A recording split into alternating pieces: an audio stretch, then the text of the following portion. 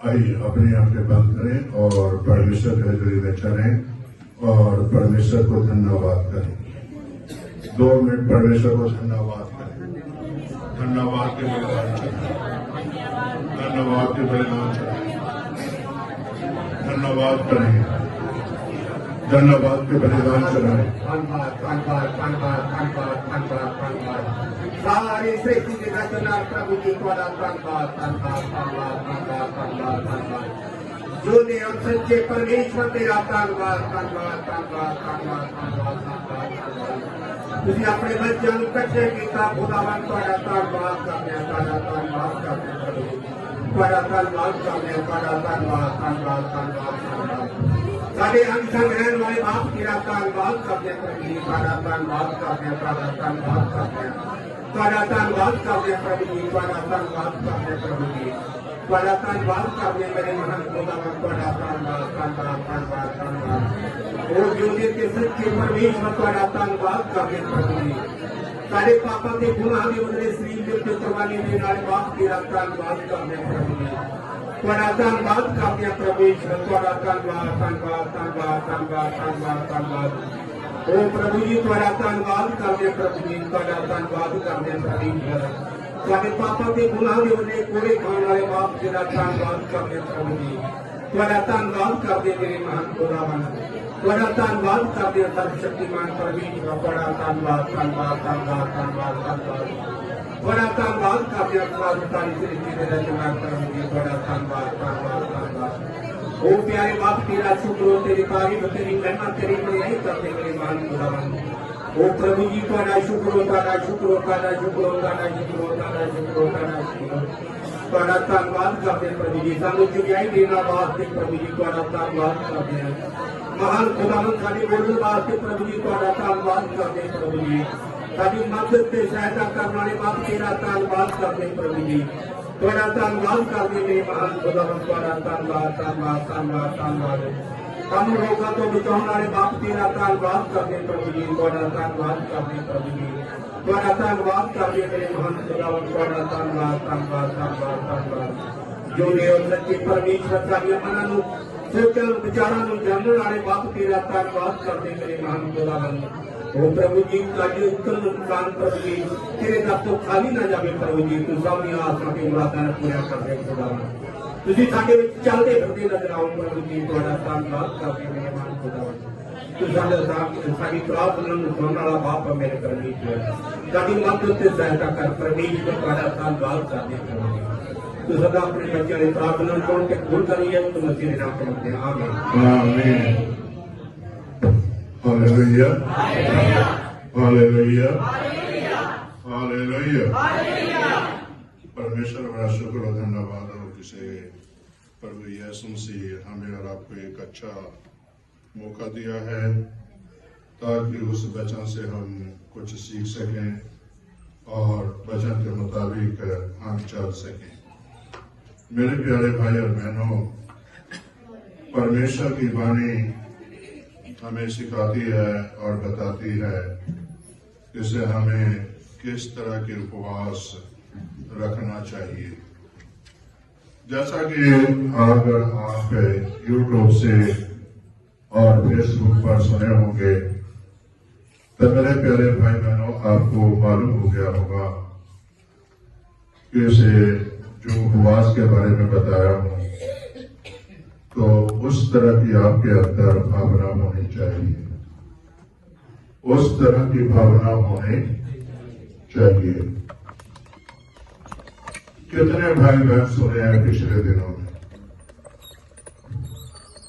1 2 3 4 5 6 7 8 बाकी नहीं सुने हैं। तो चलिए अभी मैं बता देना चाहता हूं आपको, जैसे जो है परमेश्वर के वचन में से ही, जैसा कि यशायाह 58:6 में लिखा हुआ है, 58:6 में यहाँ लिखा है, हाँ जी, जिस उपवास से मैं प्रसन्न होता हूँ, क्या ये नहीं कि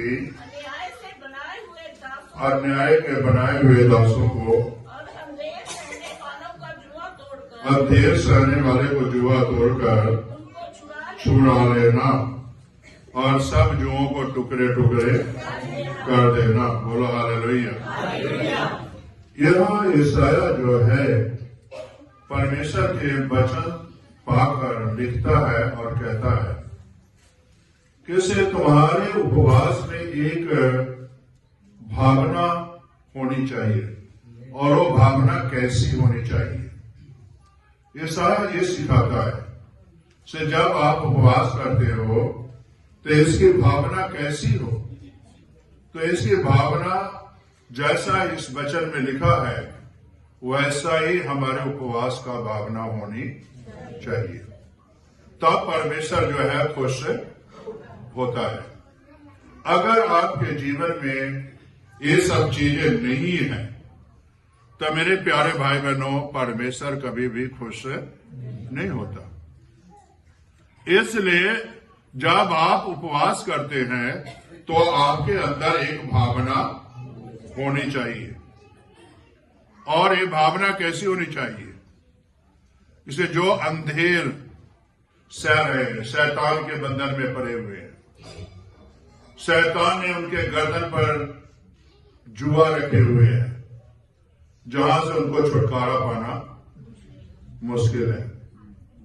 उनको जो है छुड़ाना है, उस गर्दन के ऊपर से जुए को जो है उतारना है। और मेरे प्यारे भाई बहनों, जब तक आप उतारोगे नहीं तब तक आपके जीवन पर आशीष नहीं आएगा। उनको वचन सुनाना है और उस जुए को जो है टुकड़े टुकड़े भी कर देना है। शैतान के बंधन से उन्हें आजाद करना है। लेकिन मैं यहां रुक कर पूछता हूं, आप उपवास क्यों रखते हो? क्यों रखते हो?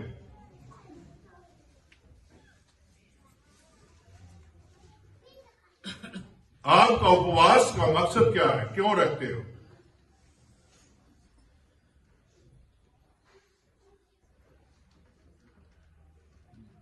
कोई ना कोई मकसद तो है ना रखते हो तो। क्योंकि प्रभु यीशु मसीह ने भी 40 दिन और 40 रात उपवास रखा था, उनके दुखों में सहभागी होने के लिए।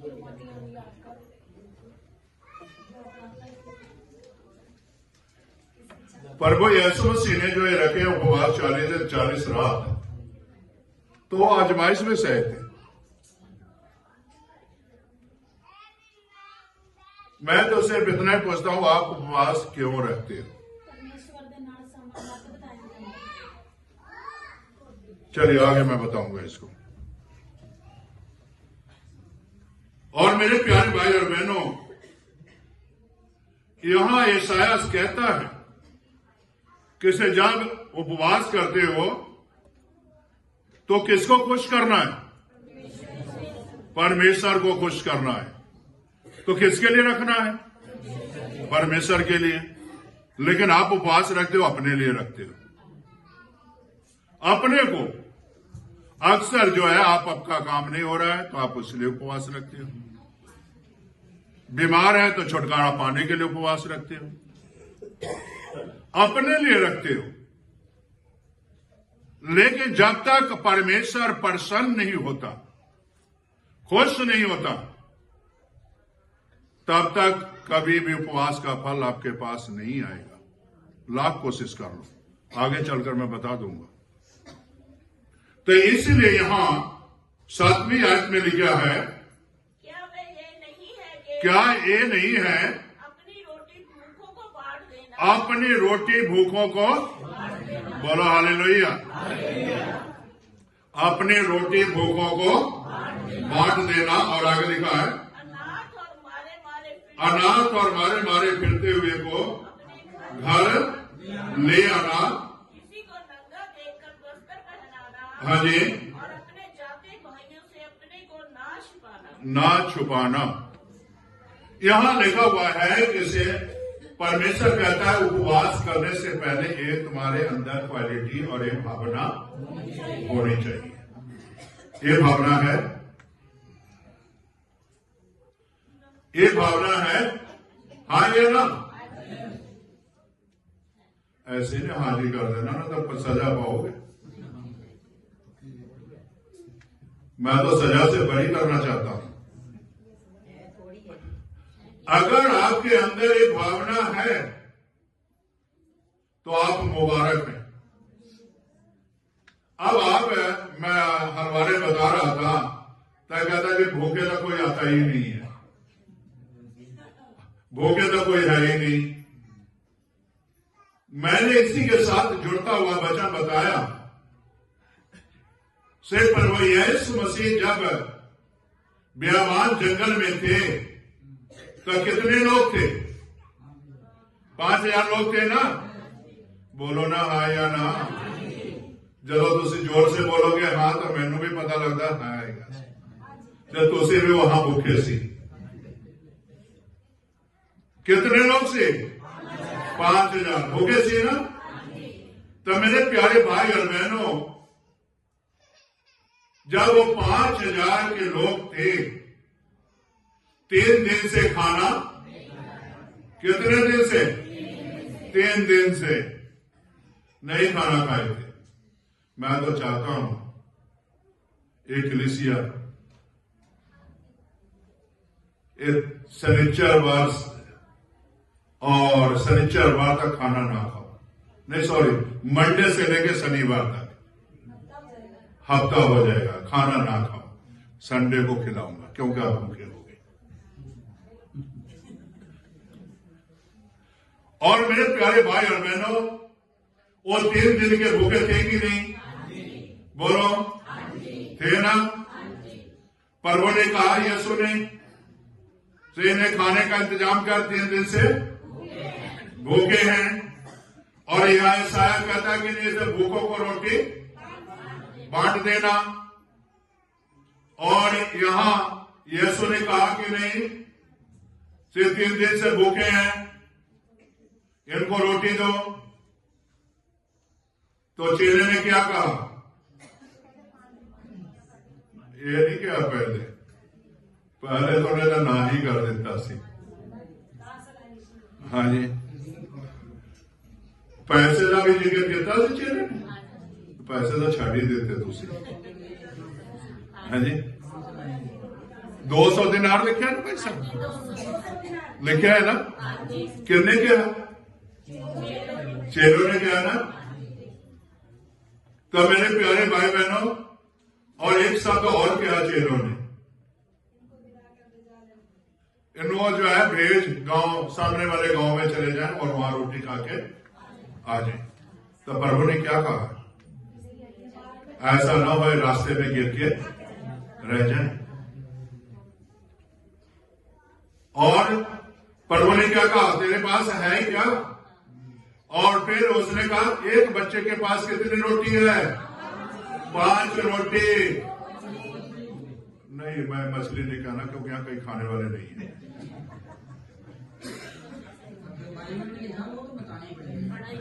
हाँ जी, एक जगह पर 5 रोटी है, एक जगह पर 2 मछली है। तो मेरे प्यारे भाई और बहनों, अब जो है रोटी आ गई, प्रभु ने धन्यवाद किया और उसे बांट दिया और सभी लोग खाना खा के तृप्त हो गए। होए ना? प्रभु यीशु मसीह ने ईसाया का जो भविष्यवाणी था वो पूरा किया। बोलो हालेलुया। भूखों को रोटी दिया कि नहीं? भूखे को खाना खिलाया कि नहीं यीशु? और यहाँ ईसाया क्या कहता है? और भूखों को रोटी, या यीशु रोटी बांटा कि नहीं? और लोग खाकर तृप्त हुए कि नहीं? और मेरे प्यारे भाई और बहनों, यीशु ने कार्य किया कि नहीं? तो जब यीशु ने कार्य किया तो हमें और आपको कितना करना चाहिए? कितना करना चाहिए? करना चाहिए कि नहीं? यीशु ने एक नमूना छोड़कर गए, ईसाया की भविष्यवाणियां पूरी हुई। तो इसी तरह हमें भी और आपको भी भूखों को रोटी देने की जरूरत है। मैं हमारे बता रहे थे किसे आप कहोगे कोई भूखा नहीं है? आपके पास कोई भी भूखा आता है अक्सर? पहले आते थे, अब नहीं आते। अगर आते भी होंगे दरवाजा नहीं खोलते होंगे, आते ही नहीं है। अगर 12-2 बजे आ गया तो कहते जा रोटी नहीं बननी है। तो मेरे प्यारे भाई बहनों, आप अगर देखिए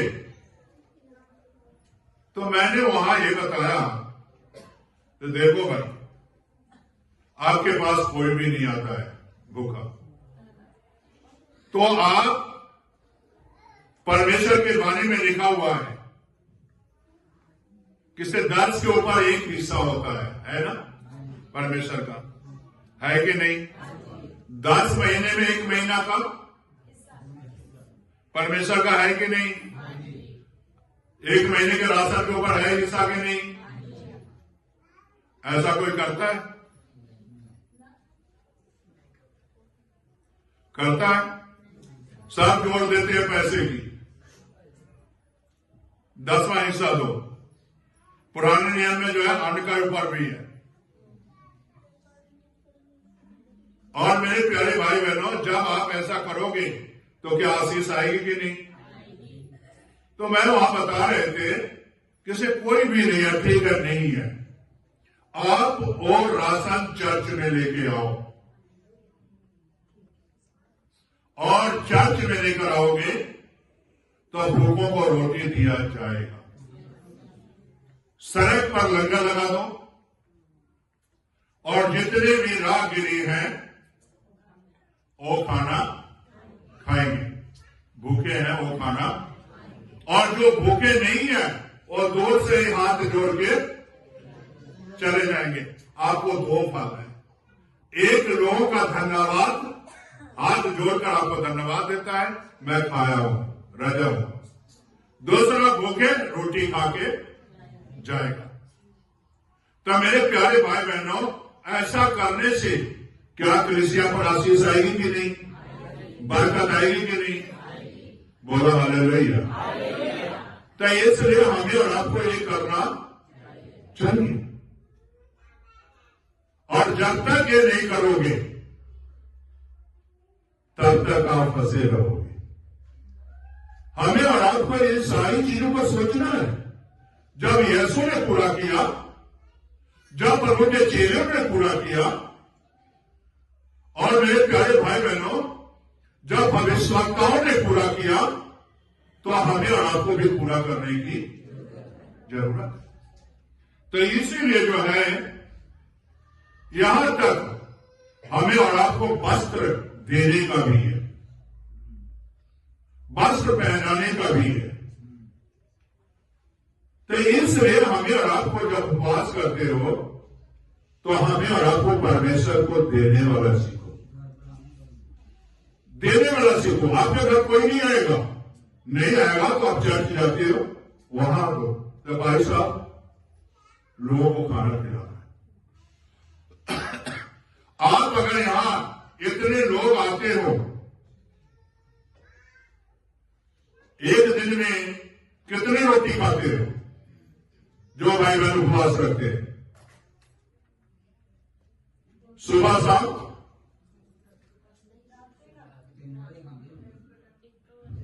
रात को तो छोड़ दो, वो रात का आपका हक है। सुबह और दोपहर में खाते हो ना? 4 रोटी हो गया, तो 2 सवेरे 2 दोपहर, तो कोई आदमी खाता होगा। मेरे प्यारे भाई बहनों, ये आटा चर्च में दान करो, और ये आटा अगर 10 भाई देते हैं, इकट्ठा किया जाता है और उसे रोटी बनाकर भूखों को रोटी देनी है, तब परमेश्वर आपको आशीष बरकत देगा। हमें और आपको ये करना पड़ेगा अगर आशीष लेना है तब। प्रभु ने बाहर के लोगों को नहीं बुलाया, यीशु ने, जो उनके पीछे थे वही खाना खा रहे थे, और उसी तरह आपको भी करने की जरूरत है। और यह साफ लिखा है, अपने जाति भाइयों से कुछ ना छिपाना। तो हमारे जाति भाई कौन है? आप ही तो हैं। तो इसका मतलब साफ जाएगा, आपको खाना खिलाने का फर्ज है। और जब ऐसा करोगे तो परमेश्वर आशीष बरकत देगा। बांटना भी जरूरी है, देना भी जरूरी है। अब आगे चले, किसे मत्ती की इंजन निकाले 6 बाब 16, 17, 18 है। यहां बड़ा अच्छा लिखा हुआ है, मैं इसी में समाप्त करूंगा। यहां इस तरह लिखा हुआ है 16 में, पहली बात बताया हूं, उसकी भावना होनी चाहिए। जो हम उपवास करते हैं उसमें भावना होनी चाहिए। जब तुम उपवास करो जब तुम उपवास करो तो कपड़ियों के समान तुम्हारे मुंह पर उदासी ना छाई रहे। तुम्हारे मुंह पर उदासी छाई रहे। बोलो हालेलुया। क्या लिखा हुआ है? उदासी ना छाई रहे। और आगे लिखा है, क्योंकि वे अपना मुंह बनाए रहते हैं, क्योंकि वो अपना मुंह बनाए रहते हैं ताकि लोग उसे उपवासी जाने। ताकि लोग उसे उपवासी जाने। बोलो हालेलुया। ये किसने कहा है प्रभु? किसने कहा? यीशु मसीह के मुख से वचन है ना। यीशु से बड़ा तो आप नहीं हो ना, कोई और बड़ा तो नहीं है ना। तो उसके वचन को पालन करना चाहिए कि नहीं? करना चाहिए ना। और यहां साफ लिखा है, तो उपवास करो तो कपड़ियों के समान तुम्हारे मुंह पर उदासी ना हो। यानी यहां साफ लिखा है, तुम दिखाने के लिए उपवास ना करो। इस वचन से हम यही सीखते हैं, दिखाने के लिए उपवास ना करो। जैसा कि फरीसी लोग करते थे, दिखाने वाला सो। अब फरीसी तो जो है आजकल हमारे क्रिश्चियन में भी आ गए हैं। वो भी बहुत कहते हैं 40 दिन का उपवास रखा हूं, 40 डेज, बड़े फकर से कहते 40 डेज उपवास रखा हूं और मेरी प्रार्थना सुनी गई। और कई बार कहते हैं ना भी सुनी। और मेरे प्यारे भाई और बहनों, प्रभु यहां कहता है दिखाने के लिए नहीं करना। प्रभु यीशु मसीह जो है कितने दिन निराहार रहे? किसी को दिखाए? किसी को दिखाए? किसी को कहकर गए थे? किसी को बताकर गए थे? लेकिन लिखा वचन में, परखने वाले ने उसके पास आया। बोलो हालेलुया। परखने वाले ने उसके पास आया और उसे परखा। और मेरे प्यारे भाई और बहनों, शैतान बड़ा चालाक है, बड़ा धूर्त है। आपके उपवास में पहले ढिंडोरा पीट देता है, उसको कुछ करने की जरूरत नहीं है।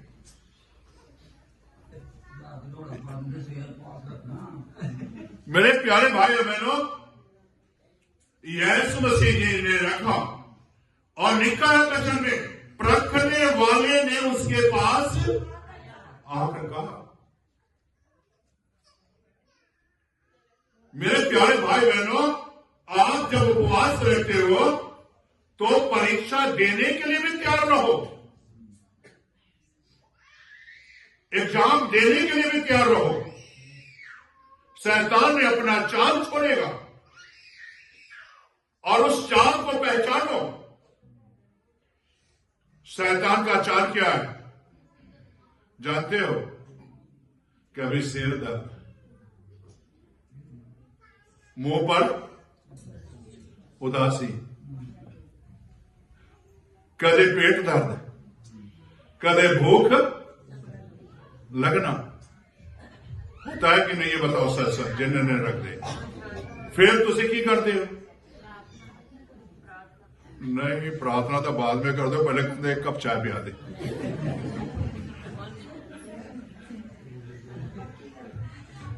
है। और यहां तो लिखा है जुए को उतार दो तोड़ के, और वो जुआ उपवास आप करते हो, जुआ बच्चे के ऊपर। बेटे सच बोली, मम्मी तेरी उपवास कर दी है ना? कर दी है ना? अब बच्चे भी डर के मारे नहीं बोलते। तो बच्चे को की कहोगे, बेटा एक कप चाय बना दी। ओ भाई अपनी जुआ बच्चे के ऊपर ला दी। और परमेश्वर कहता एक जुआ तोड़ना है, और बच्चे को कहते हैं। और मामा का बड़ा उपवास रख दे, अगर बच्चा बड़ा हैगा तो उन्होंने की कहते मम्मी रोटी चाहिए थी। बेटा रोटी बननी गरम करके तू खा ले, मेरा सिर दर्द होता, उपवास रखे है।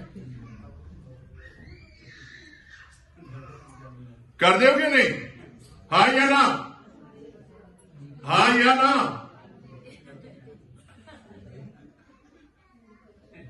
करती हो।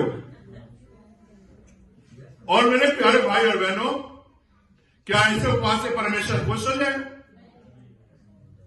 बच्चे कहते मम्मी एक गिलास पानी दे दे, कहते बेटा पानी हैगा दे दे। और फिर जब बच्चे खाना खा लेता तब पूछते बेटा रोटी खा लिया? वो कहते हाँ मम्मी खा लिया। बेटा एक कप चाय ही बना दे, तू भी पी ले मैं भी पी लूंगा।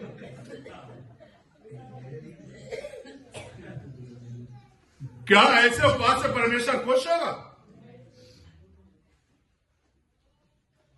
खुश होगा।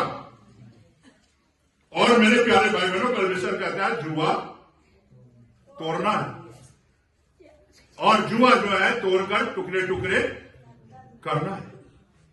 परमेश्वर ऐसी उपवास से खुश होता है। और जो है तुम्हारे मुंह पर उदासी ना छाई रहे। क्या लिखा हुआ है? उदासी ना छाई रहे। क्या लिखा हुआ है? उदासी। अच्छा तुझे सच बोलना, झूठ ना बोलना। मैं तो नहीं जानूंगा, लेकिन परमेश्वर जानता है। मैं भाई साहब से भी पूछ रहा, राजराज जी से। हाँ जी, हाँ जी, इन्ना से भी मैं पूछ रहा, तुझे कदे उपवास रखे हो?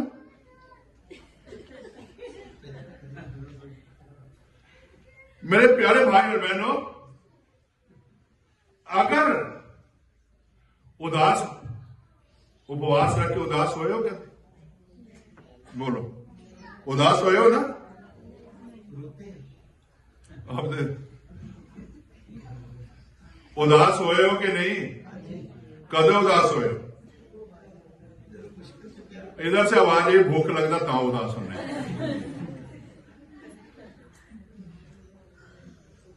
उदास होंगे हो कि नहीं? हाँ या ना? होंगे हो।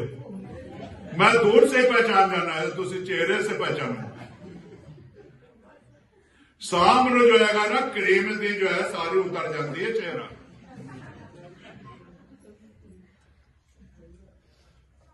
और मेरे प्यारे भाई बहनों, ऐसे उपवास से परमेश्वर कभी खुश नहीं होता, और तुम्हारे मुंह पर उदासी नहीं होना चाहिए, क्योंकि वो अपना मुंह बनाए रखते हैं। जैसे घर में लड़ाई हो गया है, घर में लड़ाई होती तो मुंह बन जाता ना। ये तो बड़ी जोर से बोले हाँ जी। मेरे प्यारे भाई और बहनों, ऐसे नहीं होना चाहिए, मुंह भी बनाना नहीं चाहिए। उपवासी जाने, अब जो है उपवास रखते हो तो क्या कहते हैं? भाई साहब दुआ करना, मैं उपवास रखे है, दुआ कर दो। हाँ जी, दुआ कर दो, मैं उन्हें उपवास खोलना हैगा। अब पादी साहब ने तो मजबूरी है जी, पर वो बचन में तो लिखा हैगा किसे जब तू उपवास रखे तो सिर्फ मैं जानू से तू उपवासी है। और मैं दुआ कर दो परमेश्वर दिन भर हिफाजत किया तेरा धन्यवाद देता हूं। सिर दर्द हो रहा दर्द हट जाए, भूख लग गया हैगा तो रोटियां मिल जाए, परमेश्वर तेरा धन्यवाद देता है। आमीन।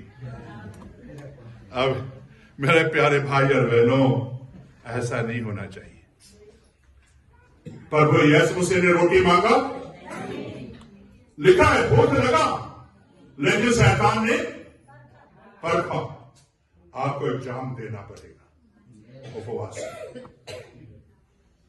एग्जाम देना पड़ेगा और आपको उपवास भी होना पड़ेगा, तब परमेश्वर आपको आशीष देगा। तो इसलिए मेरे प्यारे भाई और बहनों, उपवास करो तो जो है परमेश्वर के सामने उपवास करो, दिखाने के लिए नहीं।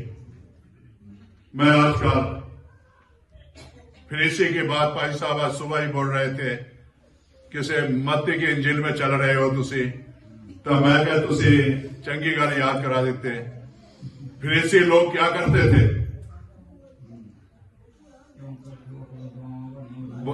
लंबी लंबी दुआ करते सी, लंबे लंबे कतार में खड़े हो जाते सी और की कहते सी मैं उपवास कर रहा है, और दुआ भी होंगे सी। मेरे प्यारे भाई और बहन, तो मैं आज ही एक नई चीजें सीखा हूं, वो सिखा रहा हूं मैं इस वचन से।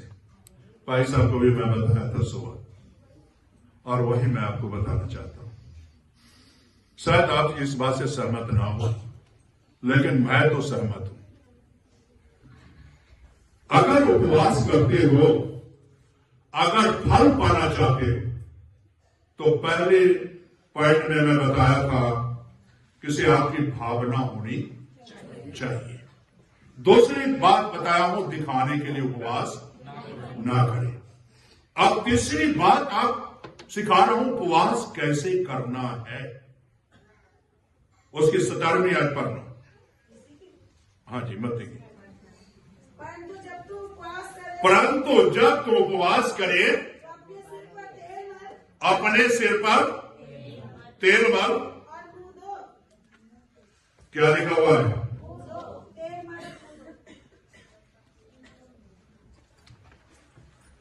अब सुनो, बिल्कुल साधारण तरीके से मैं समझा रहा हूं।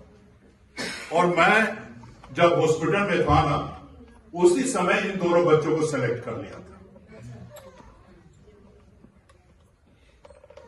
जब तुम उपवास करें तो सिर पर तेल मल। ये बच्चे तेल लगाए हुए, लगाए हुए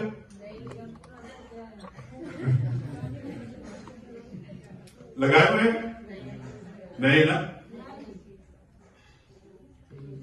अब मैं आपको दो बहना खड़े हो जाओ, अगर एक तेल लगाए हुए एक बिना तेल के, हो गए खड़े?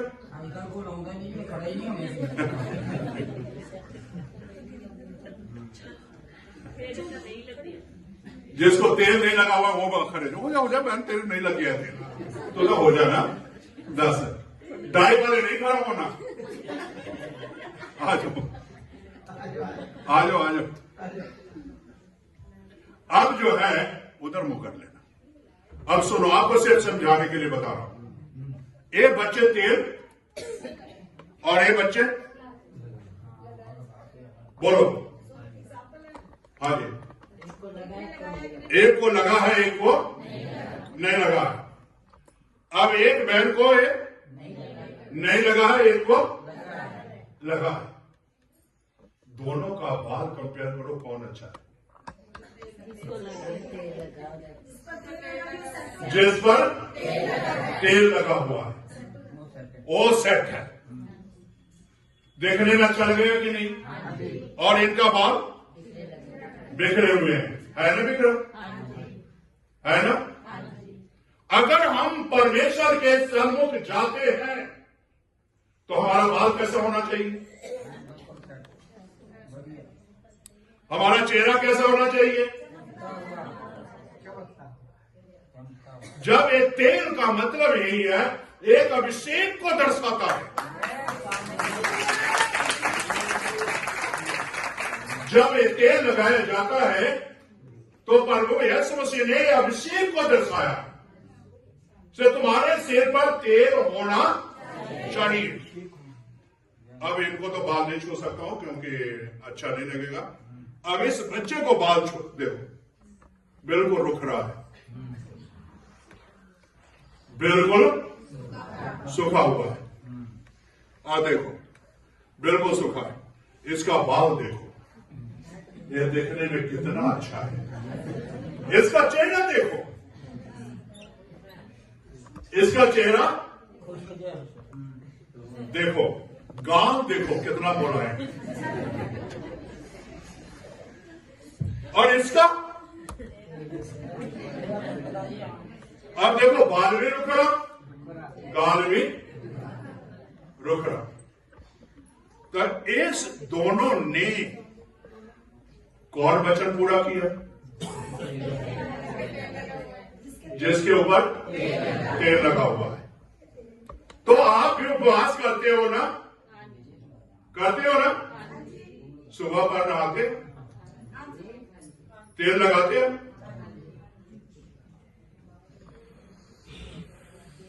कहीं ना कहीं फंसे हुए हो। और लिखा है वचन में, और आगे लिखा हुआ है, जब तू उपवास करे तो अपने सिर पर तेल में मुंह धो और मुंह वो अब पानी तो मैं अगर यहां गिर जाएंगे, अब मुंह धोएंगे। बिल्कुल फ्रेश, बिल्कुल फ्रेश होगा मुंह धोकर। और ये भी जो है उपवास रखता है। अब मुंह भी नहीं धोया, सिर भी तेल नहीं लगाया, और दोनों घुटने के बल गया, प्रार्थना कर रहा है। परमेश्वर किसके पास आएगा? इसके पास आएगा ना, क्योंकि परमेश्वर का वचन पूरा करना है। आज आपको वचन पूरा करना है, मुंह पर तेल भी। और आज का जो उपवास था, तो मैं बड़ा अच्छा रिवाज देखिए है।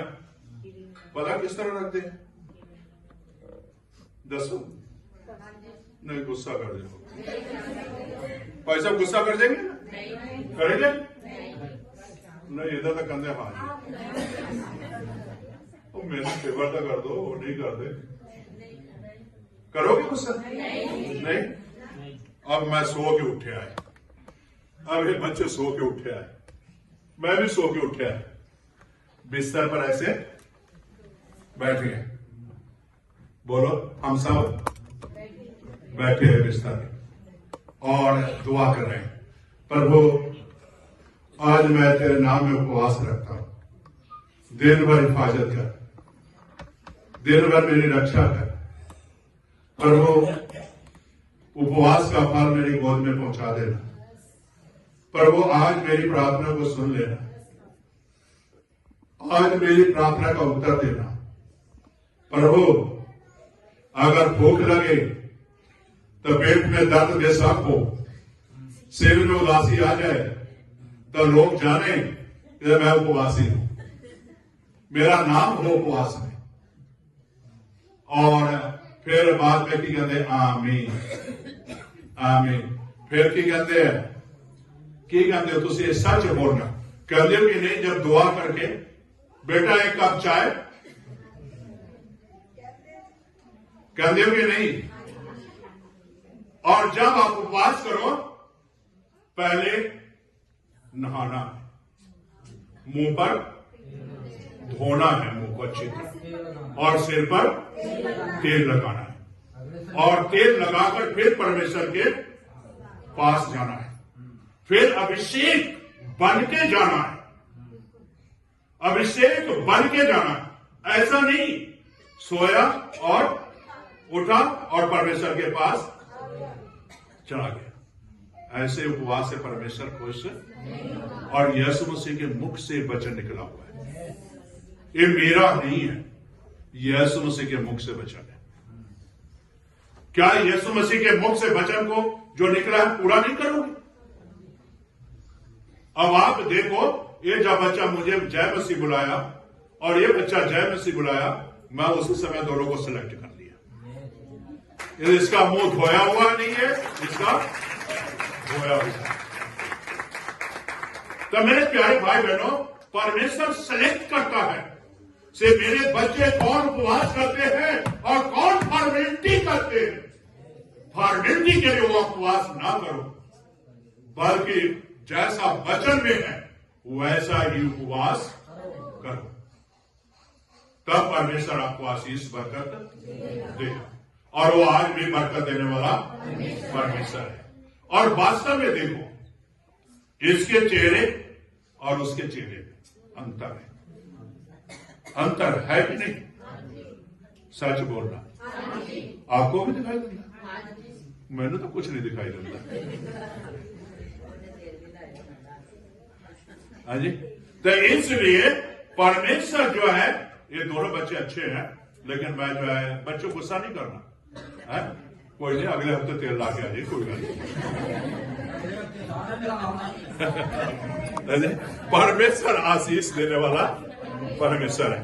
आज वो परमेश्वर ऐसे उपवासी से खुश होता है।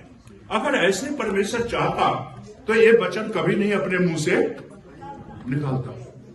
परमेश्वर आपको अभिषेक करना चाहता है। अब आगे लिखा हुआ है, ताकि लोग नहीं परंतु तेरा पिता जो गुप्त में है, तेरा पिता जो गुप्त में है तुझे उपवासी जाने, तुझे उपवासी जाने। और आगे लिखा है, और इस दशा में तेरा पिता जो गुप्त में देखता है तुझे प्रतिफल देगा।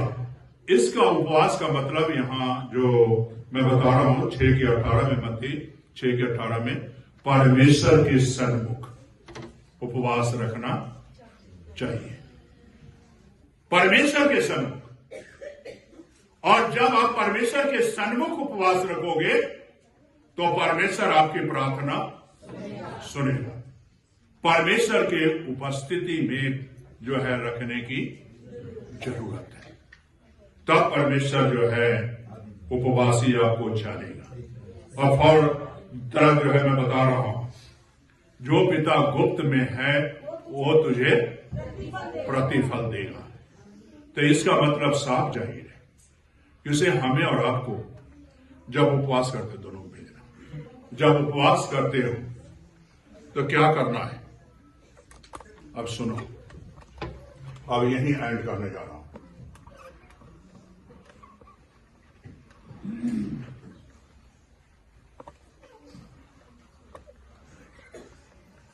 अब जो है ये दोनों उपवास कर रहे हैं, दोनों बच्चे उपवास कर रहे हैं, घुटने के बल गए हुए हैं, दुआ कर रहे हैं। तो इनके सामने कौन होना चाहिए? कौन होना चाहिए? बोलो ना। ऐसा कैसे बेल को ऐसा दा सको, ऐसे बोल दे। ये तो जो है ना पहले दिन ब्याह वाले दिन बोलते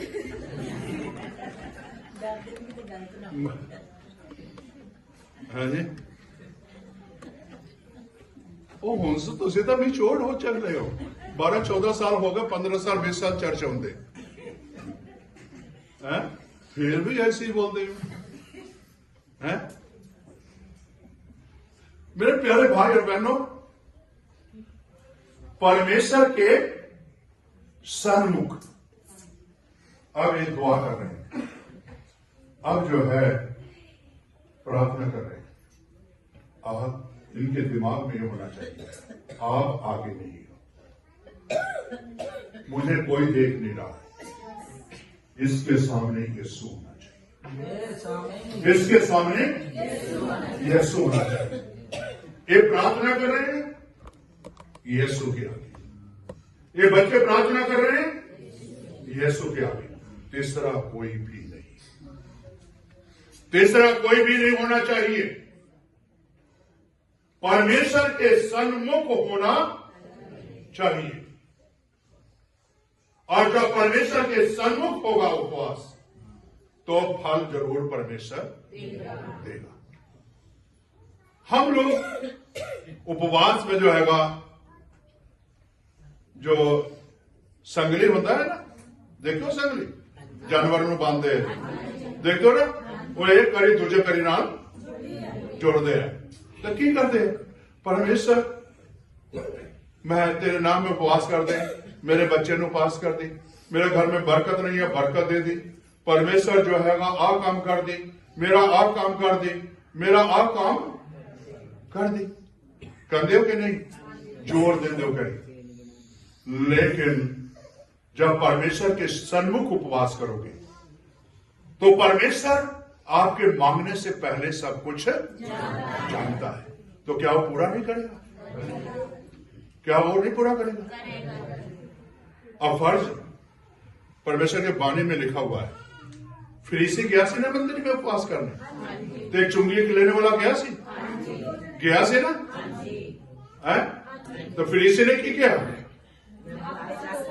मैं कितने देर हाँ जी करता सी ना, और 10वां हिस्सा भी देता है, दुआ भी करता हूं, लेकिन इसके जैसा। तो इसका मतलब कहां था? कहां था फरीसी? परमेश्वर के भवन में। प्रभु के मुख से वचन निकला हुआ है, से 2 मनुष्य परमेश्वर के भवन में गया। आज इतने लोग बैठे हो, आज कहां बैठे हो? परमेश्वर के भवन में। और अब इसने तो फरीसी ने कह दिया, अब चुंगी लेने वाले ने क्या कहा? दूर से ही छाती पीट के कहा, प्रभु मैं पापी हूं, मेरे उत्ते दया कर दे। मेरे प्यारे भाई और बहनों, इस मनुष्य के आगे परमेश्वर था, और इस मनुष्य के आगे जो काम करता था वो था। दोनों में डिफरेंट है। तो इसलिए जब उपवास करते हो तो इसके मानित बनना है।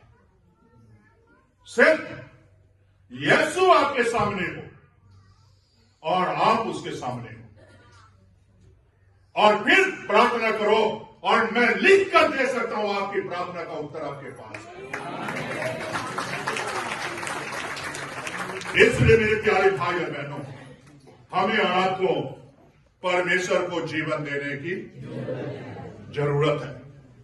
और प्रभु ने अपने मुख से कहा, से दोनों में से किसकी प्रार्थना सुनी गई? चुंगी लेने वाले की। आज ये चर्च, जितने भाई बहन बैठे हैं, आप जब दुआ की जाएगी, परमेश्वर के सन्मुख होकर दुआ करें। ना आपके पास कोई खड़ा है उसको ना देखो, पास कोई बैठा है उसको ना देखो, आपके आगे पास्टर खड़े हैं वो ना देखो, आप यीशु को देखो, उत्तर आपके पास है। इसलिए लिखा है परमेश्वर के सन्मुख उपवास होना चाहिए।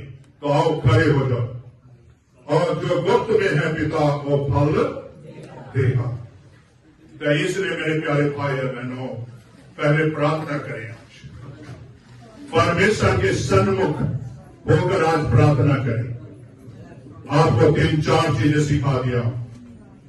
मेरे प्यारे भाई बहनों, आपकी भावना कैसी है? और मेरे प्यारे भाई और बहनों, दिखाने के लिए नहीं, मेरे प्यारे भाई और बहनों, परमेश्वर के सन्मुख होना चाहिए। आज परमेश्वर के सन्मुख अपने सरों को झुकाएं और प्रार्थना करें, दुआ करें, दुआ करें, दुआ करें, प्रार्थना करें, प्रार्थना करें, और पास्टर राजा से दुआ करें।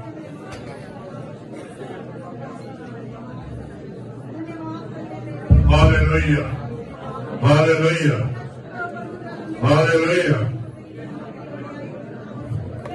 धन्यवाद के बलिदान चढ़ाओ,